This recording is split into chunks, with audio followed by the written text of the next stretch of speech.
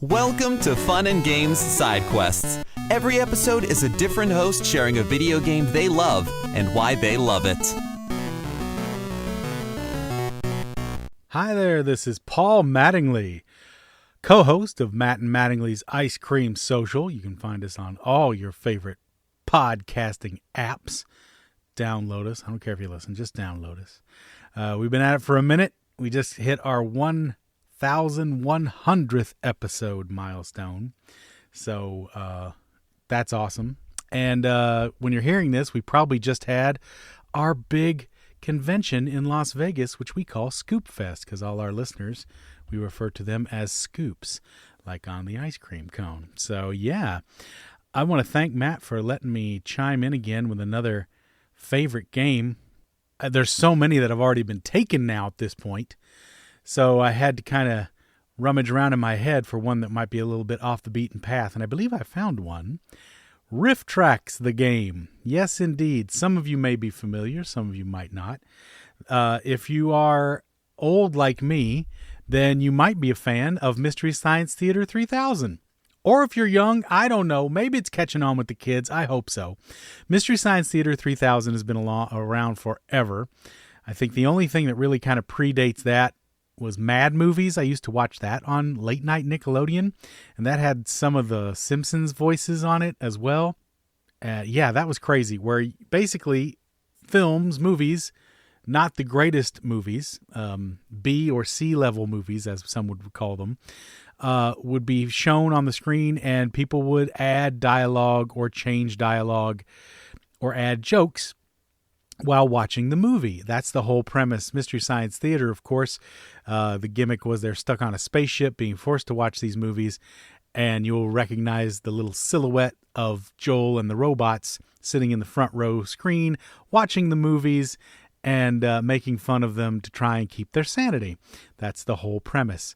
Evil scientists are making them watch bad movies. They make jokes to try and stay above the fray. That's the gimmick. That's the gag. Mystery Science Theater has been going for a long time, 35 years, I believe, plus. Their last crowdfund Kickstarter was not successful, unfortunately. They had a resurgence on Netflix that lasted 2 seasons, and then they went independent and had a successful 13th season, and that's been their last one. Their 14th season did not get funded, sadly, so that's a bummer. However, there is a second pack of riffers known as RiffTrax, and these are some guys that were also involved with Mystery Science Theater 3000 for a long time, and they have been doing their own thing for 15 years or so, maybe a bit longer, and they also have quite the catalog, a voluminous catalog of movies that they have done silly riffs on. Now, they don't have silhouettes in front of them. It's just them making fun of the movies. If you think you might be interested in this kind of stuff, please do yourself a favor. Go on Tubi or even on YouTube. There is so much Mystery Science Theater and RiffTrax content out there for free to just watch at your heart's content. And then if you like it enough, go support them on their channels and donate to their Kickstarters. I just backed RiffTrax's latest Kickstarter, which has them riffing Point Break, the Keanu Reeves classic with Patrick Swayze. So that's going to be really, really funny. That's their upcoming summer project. So be on the lookout for that. Anywho, on to RiffTrax, the game. So some of you might know about a little game that came out, I believe it was 2022, 2021, called What the Dub. And I saw this game and I was intrigued because it seemed to be basically a Mystery Science Theater game where you go in and you make up silly lines to put in over top of bad movie stuff. And that's what it is.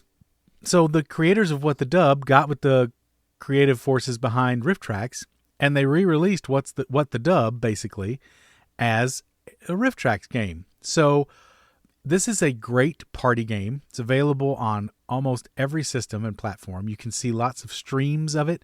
It's a great game to stream with friends. We stream it with our community. We did quite a bit of that last year, and it is hilarious, a super good time.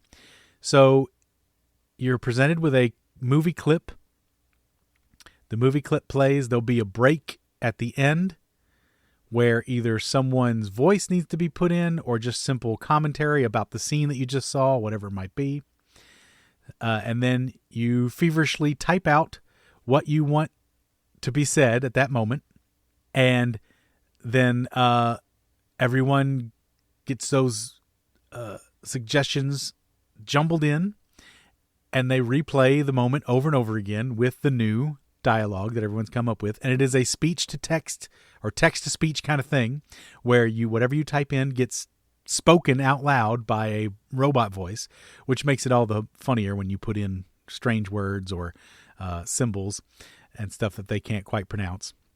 But that is what it's all about. And then it's all anonymous. Everybody votes on which ones they thought was funniest. And there you go. And that's how you win the game, by getting votes for your yuck yucks. You come up with funny riffs.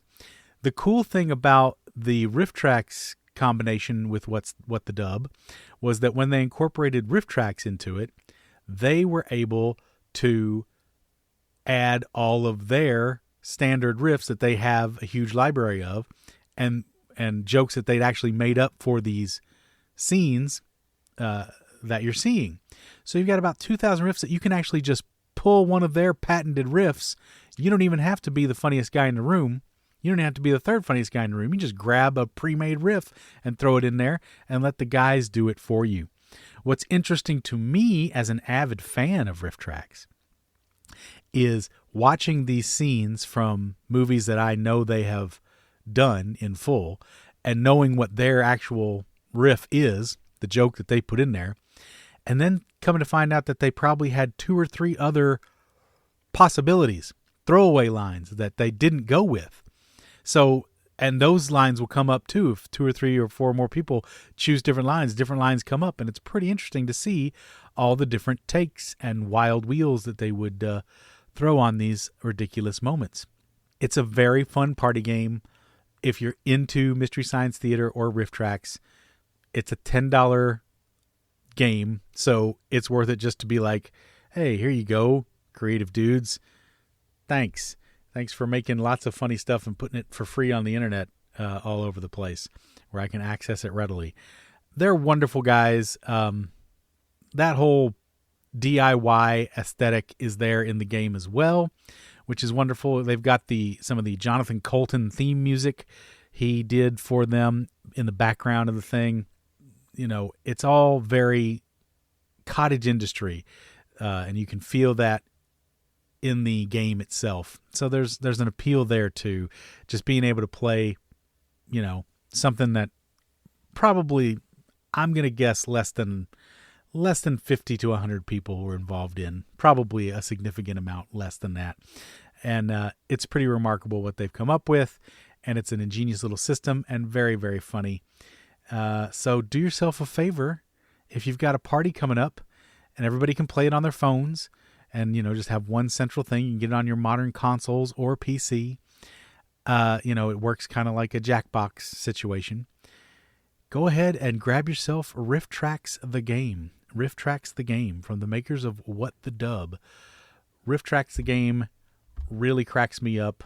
And I think that, like I said, anyone who's a fan of their stuff in the past is going to really appreciate where they're moving with it in the future here. So, yeah, go and pick it up. Keep circulating the tapes. That was part of their whole ethos back in the day. Again, if you're old like me, we used to record episodes on VHS and share it with friends and family who couldn't see the movies on their stations, didn't necessarily have cable or Comedy Central or whatever it was. I used to go home and tape stuff off TV and bring it back to my college dorm. On the weekends, we would watch Mystery Science Theater for hours and hours and hours. So keep circulating the tapes. Keep doing it DIY. Spread the love. Don't miss my podcast, Matt and Mattingly's Ice Cream Social. And hey, everybody, happy gaming! Hello there! My name is Leo, and I'm here to tell you all about my Dune podcast, Gom Jabbar. The perfect podcast for new fans of Dune and longtime fans of Dune alike. My co-host Abu and I dive deep in both spoiler-free and spoiler-heavy episodes covering, Frank Herbert's original novels, the film adaptations, the board games, the comics, the upcoming video games, the HBO TV series, anything we can get our hands on. We even have a companion book club series to make your first or your 15th read-through even better. So, if you recently saw Denis Villeneuve's adaptation of Dune, or if you read Dune back when it came out in 1965, this is the podcast for you.